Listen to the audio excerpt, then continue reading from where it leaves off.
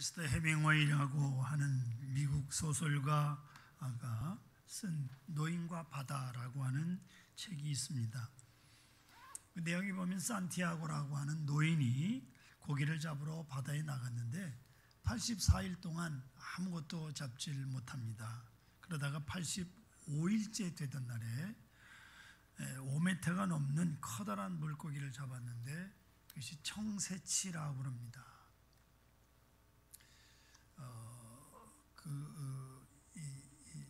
청새치가 몸무게가 작게는 80kg에서 400kg까지도 나가는 어마어마한 그런 그 고기입니다. 5m가 넘는 고기는요 굉장히 큰 고기입니다. 의기양양하게 항구로 돌아오는데 상어들이 나타나서 물고기를 뜯어 먹습니다. 노인이 그 상어들과 계속 싸웁니다. 물리치느라고 기진맥진해서 항구로 돌아와 보니까 그 큰 고기는 뼈만 앙상하게 남은 겁니다. 이때 노인은 중얼거리기를 그들이 나를 패배시켰다. 상어들을 말하는 거겠죠. 그러나 노인은 그것으로 끝나지 않았습니다. 노인은 말하기를 인간은 싸움에 패배하려고 태어난 것이 아니라 죽었으면 죽었지 패배하는 법은 없다. 그렇게 중얼거리면서 또다시 바다로 나갈 꿈을 이 노인이 꿉니다. 해밍웨이는 이 작품을 통해서 온갖 고난과 역경을 이겨내고 다시 일어서는 인간의 존엄성을 그린 소설입니다. 그랬던 해밍웨이가 이 작품으로 노벨 문학상을 수상한 지 7년이 지난 어느 날 그는 엽총을 입에 물고 방아쇠를 당기고 자살을 합니다. 그는 유서에서 이렇게 말합니다. 나는 배터리가 다 떨어지고 코드를 꼽으려고 해도 꽂을 전원이 없어서 불이 들어오지 않는 라디오의 진공관처럼 외로움과 고독 속에 공허 속에 살고 있다. 그렇게 유서에 씁니다. 절망을 이기고 다시 일어서는 인간의 모습을 그린 소설로 노벨 문학상을 받았던 그가 정작 자신은 그 절망을 견딜 수 없어서 결국은 자살로 생을 마감한 것입니다. 그렇습니다. 여러분, 아무리 고생 그리고 고달픈 삶이라 할지라도 인간은 내일의 소망이 있기에 살아가는 겁니다. 하지만 모든 희망이 끊어지면 인간은 모든 것을 원점으로 돌리고자 하는 죽음의 욕구가 일어나서 자살을 하게 된다고 합니다. 절망은 죽음에 이르는 병이라고 말한 사람도 있습니다. 그리고 절망하여 포기하면 마음까지 해친다고 말합니다. 나폴레옹은 말합니다. 내 비장의 무기는 아직 손안에 있다. 그것은 희망이다 라고 말이죠. 성도 여러분, 우리 그리스도인들은 어떠한 상황 속에서도 소망을 잃어버리면 안 됩니다. 소망을 잃어버리지 않습니다. 왜냐하면 우리의 소망이신 하나님이 계시기 때문입니다. 할렐루야. 앞에 화면 보십시오. 시편 42편 5절에 내 영혼아 내가 어찌하여 낙심하며 어찌하여 내 속에서 불안해하는가. 너는 하나님께 소망을 두라. 하나님께 소망을 두라. 그가 나타나 도우심으로 말미암아 내가 여전히 찬송하리로다. 시는 이렇게 노래하고 있습니다. 이거는 저의 고백이자 우리의 모두의 고백인 줄로 믿습니다. 하나님은 우리를 사랑하시는 분이십니다. 우리의 모든 사정과 형편을 잘 아시는 분입니다. 또한 그분은 전능하신 분이십니다.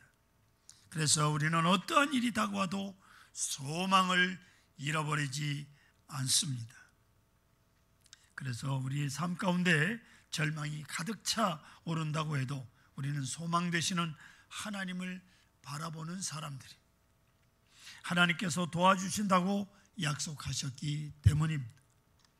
하나님께서는 말씀하시기를 이사야 43장 2절에 내가 물 가운데로 지날 때 내가 너와 함께 할 것이라.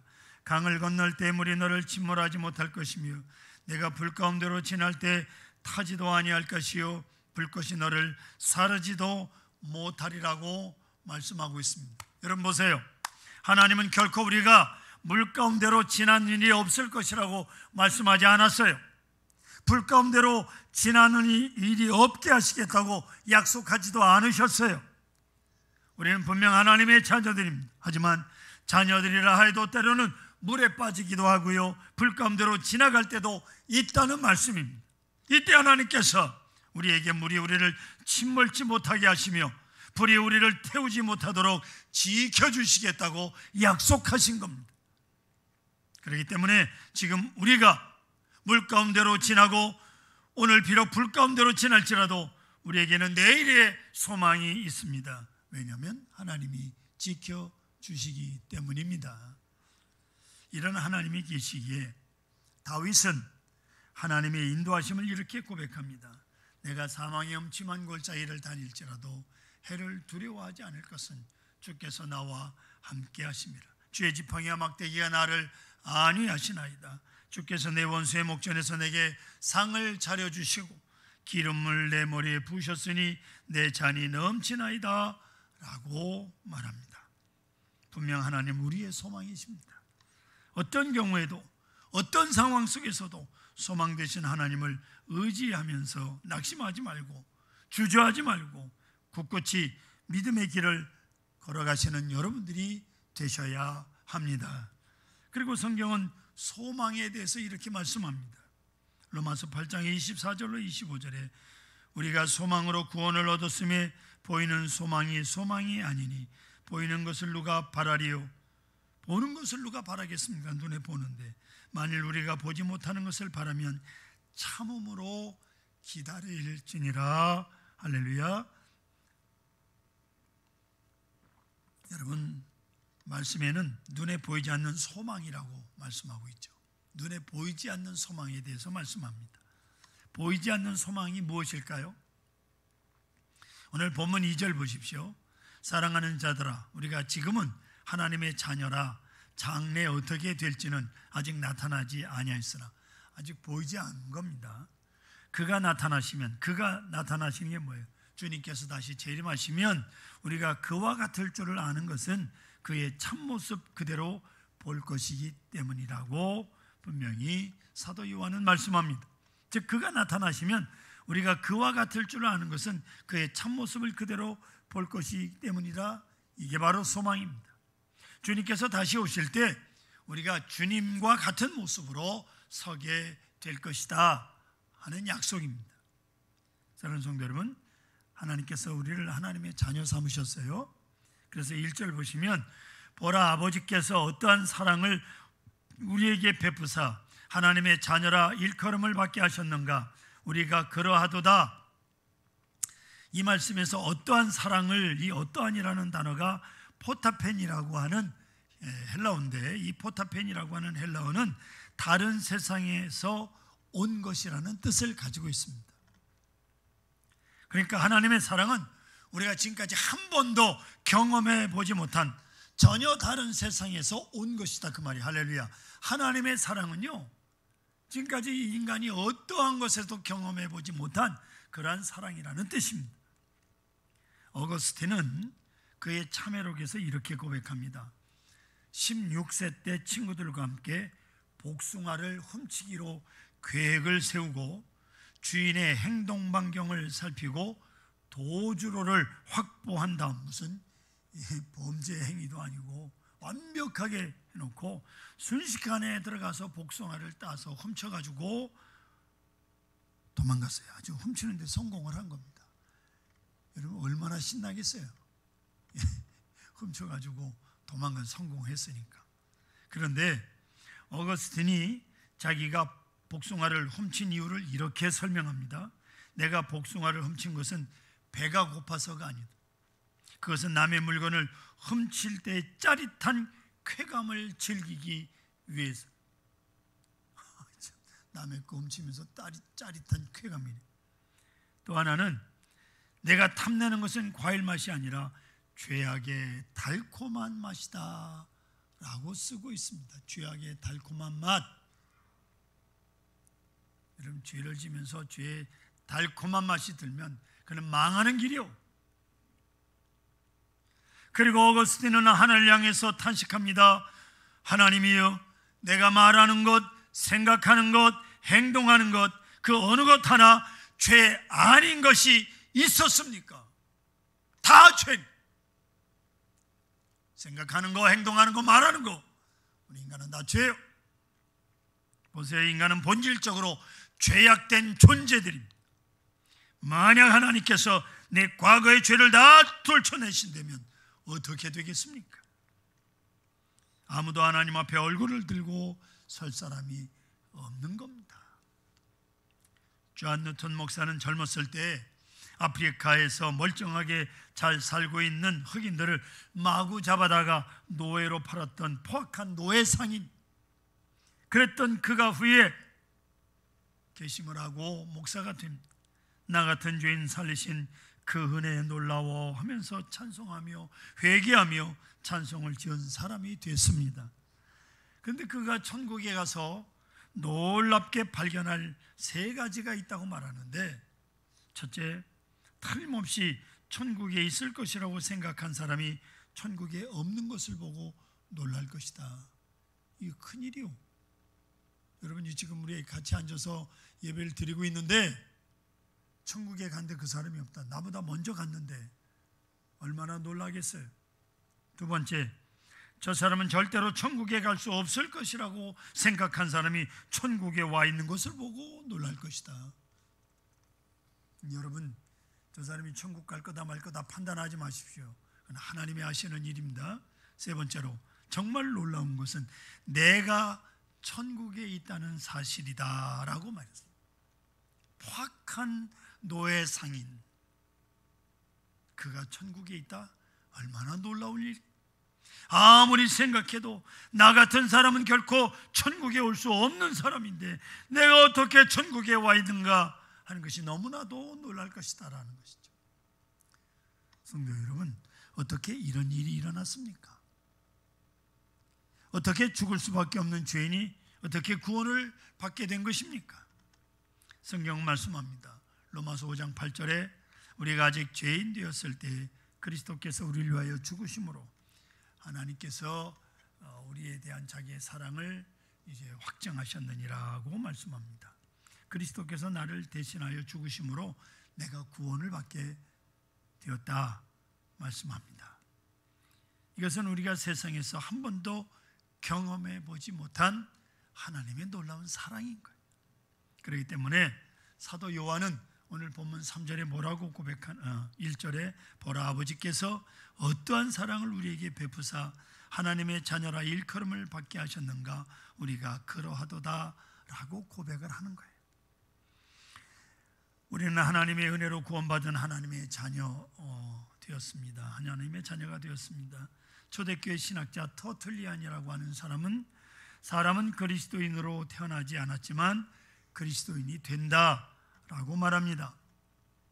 사랑하는 성도 여러분, 분명히 아십시오. 우리는 애초부터 하나님의 자녀로 태어난 것이 아닙니다.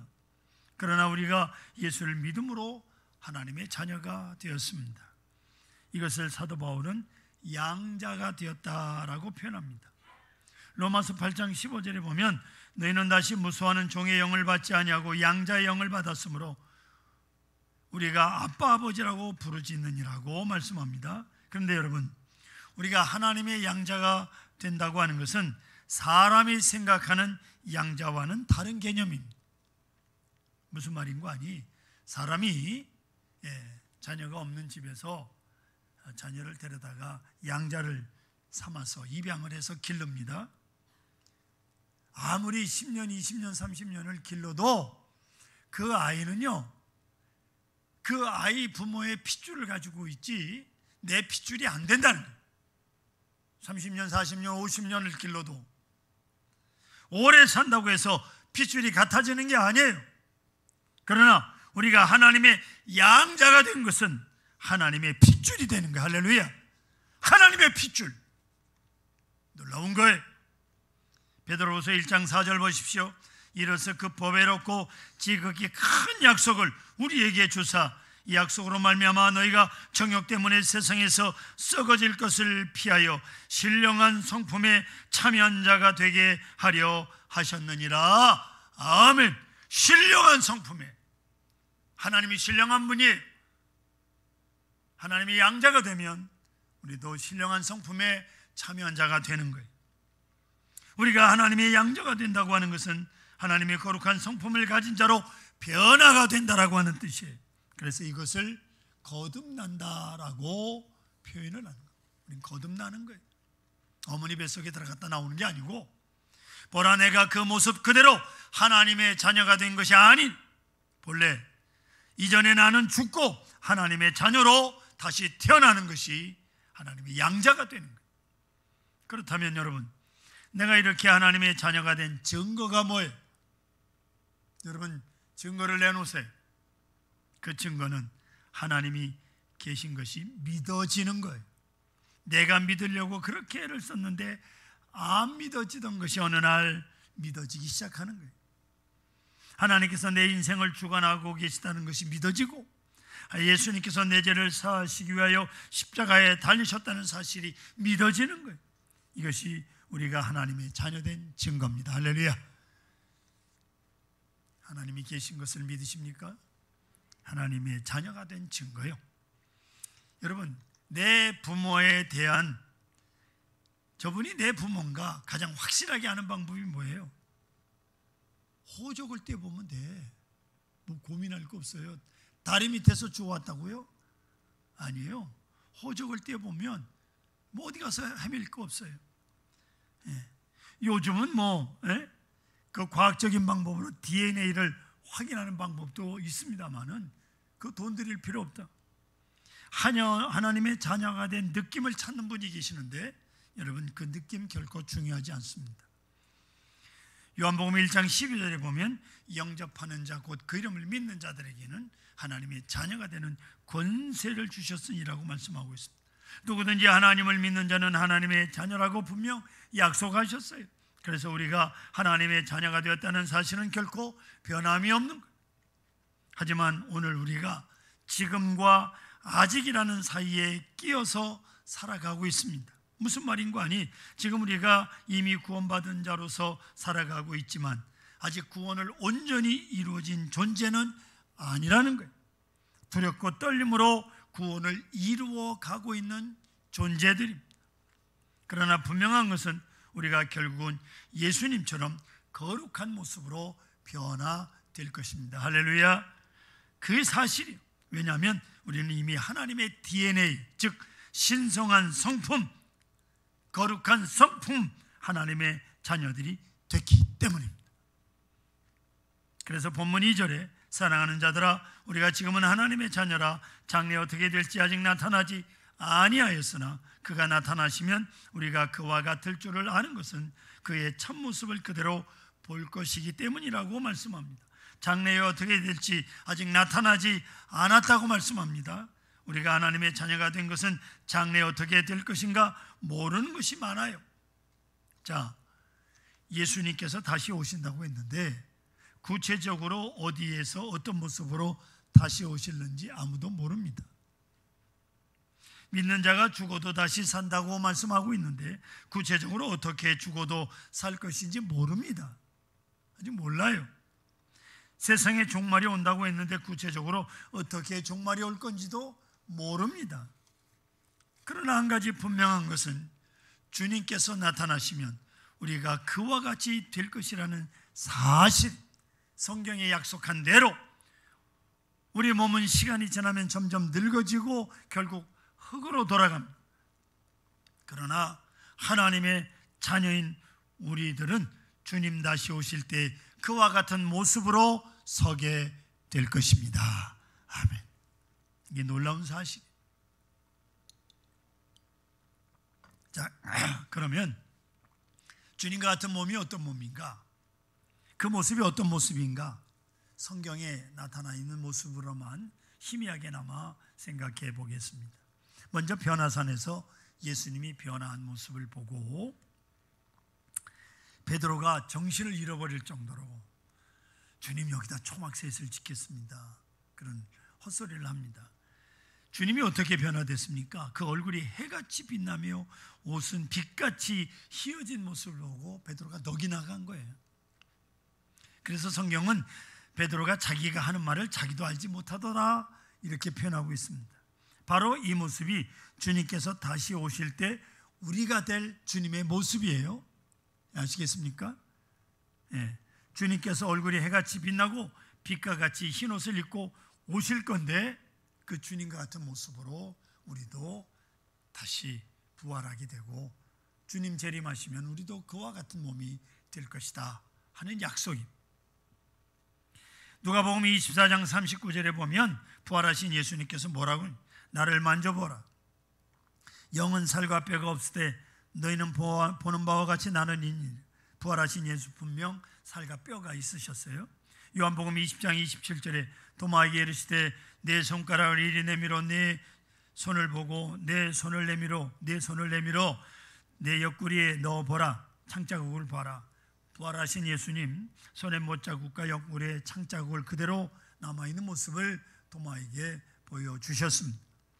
누가복음 24장 42절 하반절과 43절까지 보면 여기 무슨 먹을 것이 있느냐 하시니 이에 구운 생선 한 토막을 드리니 받으사 그 앞에서 잡수시더라.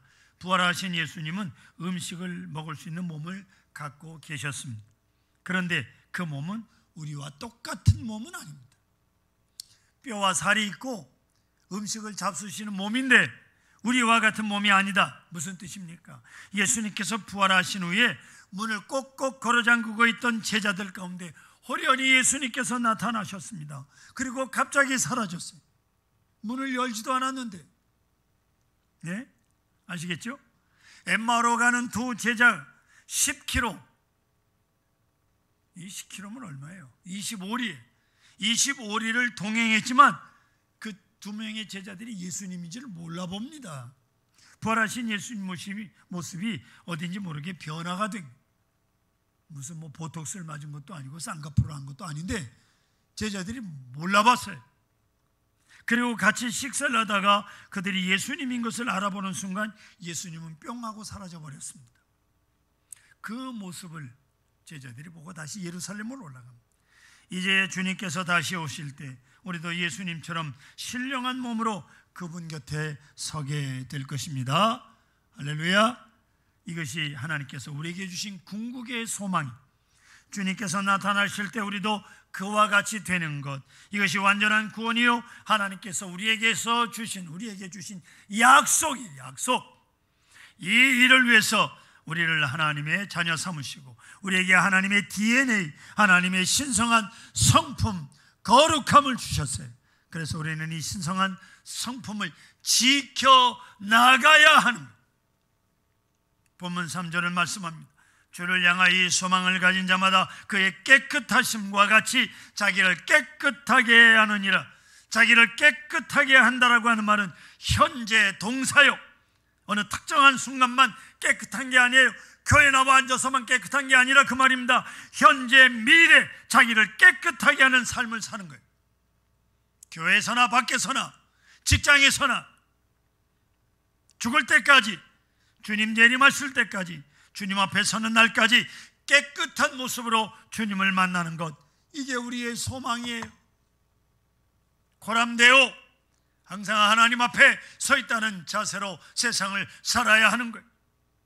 사랑하는 성도 여러분, 우리가 이 땅에 살면서 어려운 일을 만날 때 우리의 소망 되시는 하나님을 바라보시기를 바랍니다.